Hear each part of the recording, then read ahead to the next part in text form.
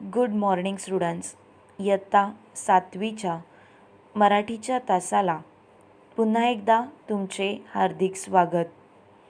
मुलांनो, मागील तासाला आपण आपल्या पाठ्यपुस्तकातील पाठ क्रमांक 2 श्यामचे बंधुप्रेम ह्या पाठाचा स्वाध्याय अभ्यासला, बरोबर. आजच्या तासाला आपण आपल्या पाठ्यपुस्तकातील कविता क्रमांक 3 माझ्या अंगणात ही कविता अभ्यासणार आहोत. कोणती बरं कविता अभ्यासणार आहोत मुलांनो? माझ्या अंगणात. अंगण म्हणजे मुलांनो माहिती आहे ना तुम्हाला? अंगण म्हणजे घरासमोरची जी मोकळी जागा असते त्याला काय म्हणतात? अंगण म्हणतात.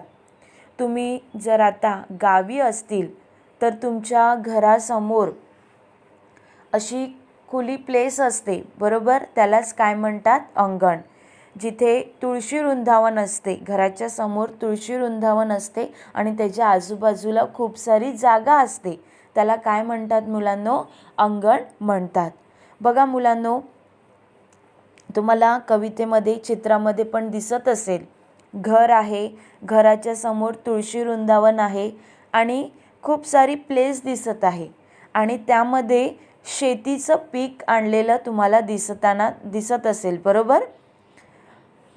पण मुलांनो, असं हे आपल्याला गावाकडेच दिसतं, बरोबर की नाही? शहरामध्ये असं तुम्हाला घर दिसतं का मुलांनो? घर असतं पण एवढी मोठी प्लेस आपल्याला दिसत नाही. आपण जिथे शहरामध्ये राहतो तिथे मोठमोठ्या बिल्डिंग्स आहेत, बरोबर. मोठमोठे टावर्स आहेत, त्यामुळे लोकांना तिथे राहण्यासाठी जागा कमी पडत आहे. तर अशी मोठमोठी अंगणं तुम्हाला दिसत आहेत का? नाही. पण गावाकडे अशी आपल्याला अंगणं दिसतात आणि या अंगणामध्ये गावाकडील लोक जे शेतकरी असतात, बरोबर की नाही, ते शेतातील आपला माल तयार झाला की ती पोतं भरून या अंगणात आणतात आणि इथे सर्व शेतीचं काम केलं जातं. म्हणजेच तो माल साफ करणे, त्याच्यातून चांगला माल वेगळा करणे, जो थोडा डिफेक्टिव्ह असेल तो वेगळा केला जात असे, किंवा दुसरं पण शेतीचं जर बियाणं वगैरे सुकवायची असेल ती सुद्धा घराच्या समोर सुकवली जातात. तर अशा प्रकारे या अंगणाचा उपयोग केला जातो. लहान मुलांना सुद्धा खेळण्यासाठी त्या अंगणाचा उपयोग होतो.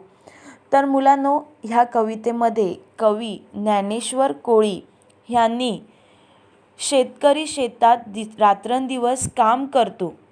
जेव्हा त्याच्या शेतात खूप धान्य पिकते तेव्हा त्याला खूप आनंद होतो. या कवितेत शेतकऱ्याच्या मनातील विविध भावनांचे वर्णन कवीने केलेले आहे. शेतकरी रात्रंदिवस शेतात काय करतो मुलांनो? कष्ट करतो, बरोबर की नाही? तेव्हा आपल्याला धान्य मिळते. शेतकरी शेतामध्ये काम करतो तेव्हा आपल्याला धान्य मिळते, आपल्याला जेवणासाठी जेवण मिळते, बरोबर की नाही? जेव्हा त्याच्या शेतात खूप धान्य पिकते तेव्हा त्याला खूप आनंद होतो. आणि अशाच या कवी ज्ञानेश्वर कोळी यांच्या माझ्या अंगणात या कवितेतून कवीने शेतकऱ्यांच्या मनात येणाऱ्या भावभावना व पिकांना शेतकऱ्यांनी दिलेल्या वेगवेगळ्या उपमा आपल्याला सांगितल्या आहेत. मुलांनो, कवितेला सुरुवात करण्याअगोदर आपण ह्या कवितेचे जे कवी आहेत ज्ञानेश्वर कोळी ह्यांची थोडक्यात माहिती बघूया. मुलांनो, कवी ज्ञानेश्वर कोळी ह्यांची ही कविता आहे. हे प्रसिद्ध मराठी कवी आहेत. त्यांचा जन्म 1956ला व मृत्यू 2019 साली झाला. जगणे माझे आयुष्याच्या वाटेवर घन दाटलेले छावणीच्या कविता, त्यांचा आकाश पेलताना कविता संग्रह खूप गाजला आहे. त्यांचा 8 आण्याचा गूळ हा कथासंग्रहही प्रसिद्ध आहे.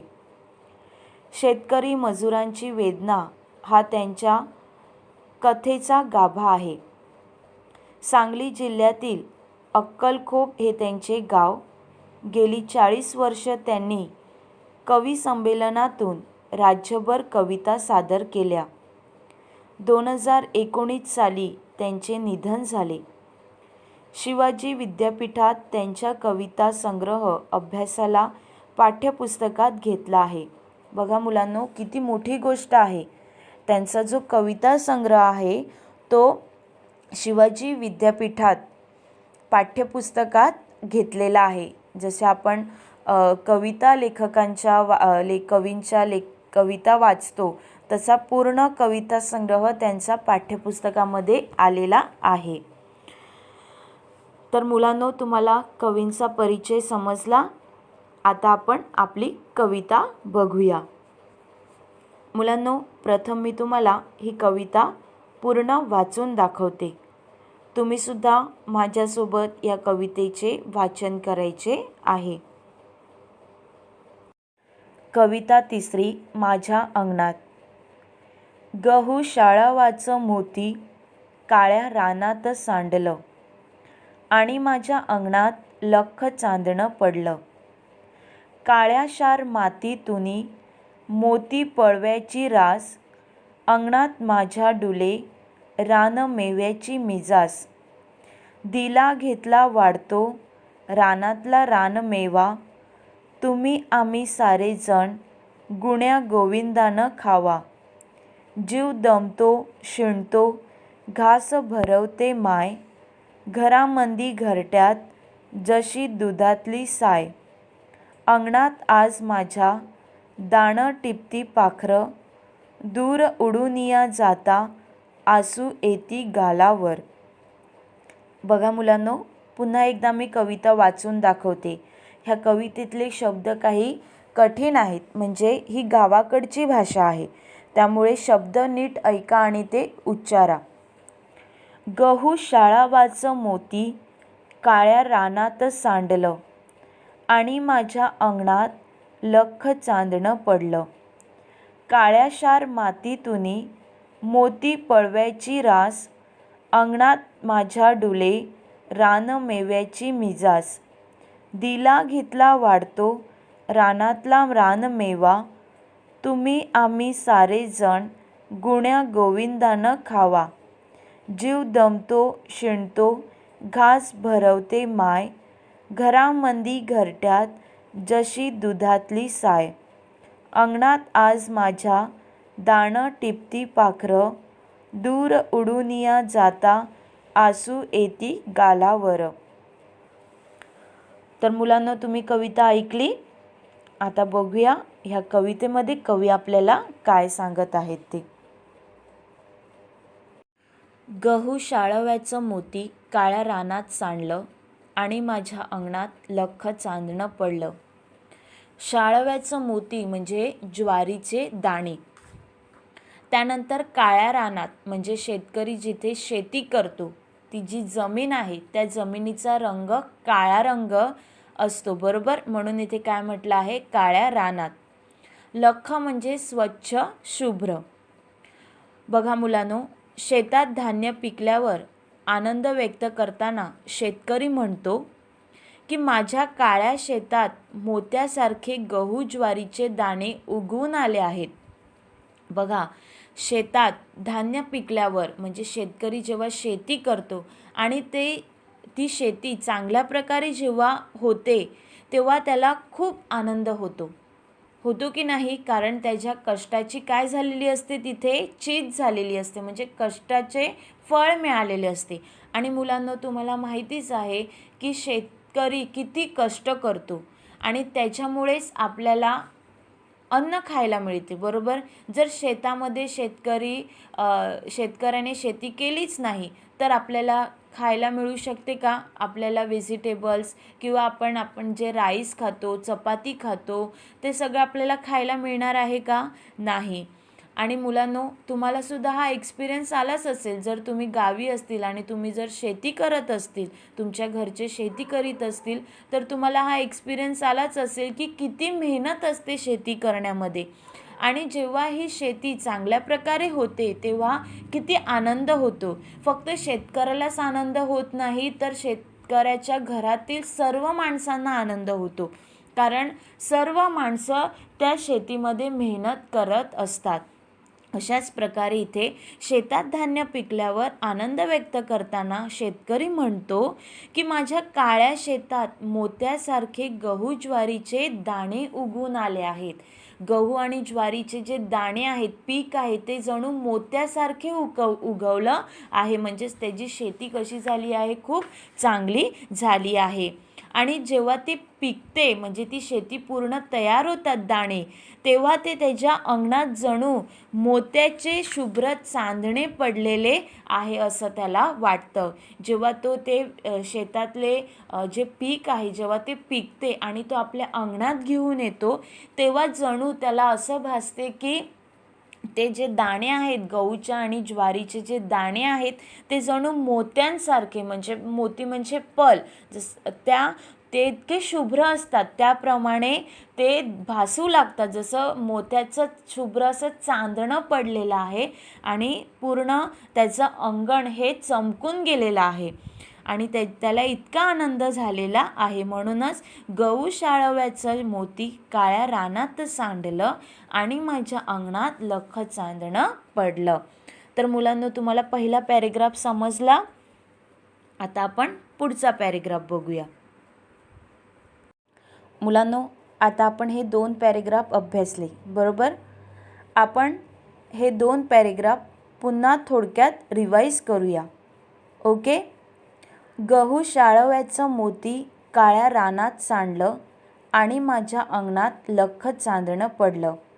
मुलांनो, शाळव्याचं मोती याचा अर्थ काय सांगितलं मी तुम्हाला? ज्वारीचे दाणे. त्यानंतर लख याचा अर्थ काय सांगितला होता? स्वच्छ किंवा शुभ्र, बरोबर. शेतात धान्य पिकल्यावर आनंद व्यक्त करताना शेतकरी काय म्हणतो बरं?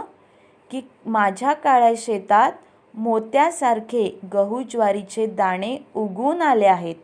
कशासारखे आले आहेत? मोत्यासारखे. मोती म्हणजे रत्न, बरोबर. आणि ते जणू त्याला मोत्यासारखे, गहू आणि ज्वारीचे जे दाणे आहेत, पीक आहे, ते त्याला मोत्यासारखे जाणवत आहे.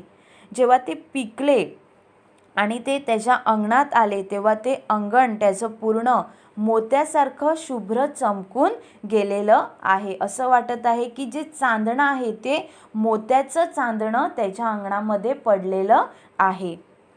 काळ्याशार मातीतूनी मोती पवळ्याची रास, अंगणात माझ्या डुले रान मेव्याची मिजास. काळ्याशार म्हणजे काय सांगितलं? एकदम डार्क कलर. काळा जो रंग आहे तो एकदम डार्क कलर. त्यानंतर मोती म्हणजेच रत्न, पांढरे रत्न. आणि पवळे म्हणजेच पोवळे, याला पांढऱ्या रंगाचे रत्न असे म्हणतात, बरोबर. त्यानंतर रास म्हणजे काय सांगितलं मुलांनो? ढीग. रास म्हणजे काय? ढीग. त्यानंतर रानमेवा म्हणजे मी अर्थ काय सांगितला? रानात पिकणारी फळे. त्यानंतर मिजास म्हणजे काय मुलांनो? तर तोरा किंवा रुबाब. तर मुलांनो, इथे शेतात काळ्याशार मातीमधून मोती पवळ्यांसारखी धान्याची रास सांडली आहे आणि शेतकरी म्हणतो की माझ्या अंगणात रानातल्या पिकलेल्या फळांची ऐट आनंदाने डुलत आहे. म्हणजेच रानामधली जी फळं आहेत, त्या फळांची जी पिकं आहेत, पिकणारी जी फळं आहेत, ती फळं ऐटात म्हणजे मिजासात मस्त आनंदाने ती डुलत आहेत. एकदम रुबाबामध्ये ती डुलताना त्याला दिसत आहेत. तर मुलांनो, आपण हे 2 पॅरेग्राफ अभ्यासले, बरोबर. ह्या कवितेचा जो उर्वरित भाग आहे तो आपण पुढील तासाला अभ्यासणार आहोत. आता आपण इथेच थांबूया आणि पुन्हा भेटूया पुढील तासाला. थँक्यू. काळ्याशार मातीतूनी मोती पवळ्याची रास, अंगणात माझ्या डुले रान मेव्याची मिजास. काळ्याशार म्हणजे मुलांनो एकदम डार्क कलर. काळा जो रंग आहे तो एकदम डार्क कलर. मोती म्हणजे पांढरे रत्न.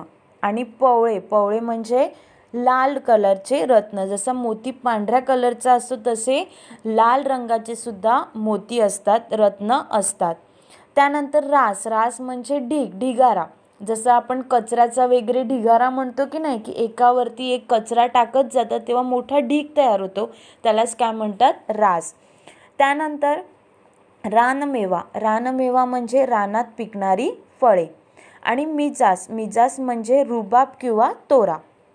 तर इथे शेतातील काळ्याशार मातीमधून मोती पोवळ्यांसारखी धान्याची रास सांडली आहे. शेतामध्ये जी जमीन आहे ती काळीशार आहे, म्हणजेच एकदम डार्क कलर, काळ्या रंगाची आहे. आणि त्या काळ्या मातीमधून जेव्हा ते पीक वरती येते आणि त्या पिकावरचे जे दाणे आहेत ते जणू मोत्यांसारखे, पोवळ्यांसारखे पूर्ण असे जमिनीवर सांडलेले आहेत. पूर्ण अशी जी रास आहे, म्हणजे जो ढिगारा आहे, तो पूर्ण जमिनीवरती सांडलेला आहे. जणू माझ्या अंगणात रानातल्या पिकलेल्या फळांची ऐट आनंदात डुलत आहे. जसं बघा मुलांनो, रानामधली जी फळं असतात त्याचे जसे ढीग, ते जसे रुबाबात असतात, त्याप्रमाणे इथे जी धान्याची रास आहे ती जणू रुबाबात आहे. जी रानमेवासारखे रुबाबात, त्यांनासुद्धा ती रुबाब फील झाला आणि ती आनंदात काय करत आहेत, डुलत आहेत. म्हणूनच इथे म्हटलं आहे की काळ्याशार मातीतून मोती पवळ्याची रास, अंगणात माझ्या डुले रानमेव्याची मिजास. शेतातील काळ्याशार मातीमधून मोती पोवळ्यांसारखी धान्याची रास सांडली आहे. माझ्या अंगणात रानातल्या पिकलेल्या फळांची ऐट आनंदात डुलत आहे. तर मुलांनो, तुम्हाला हा पॅरेग्राफ समजला? ओके.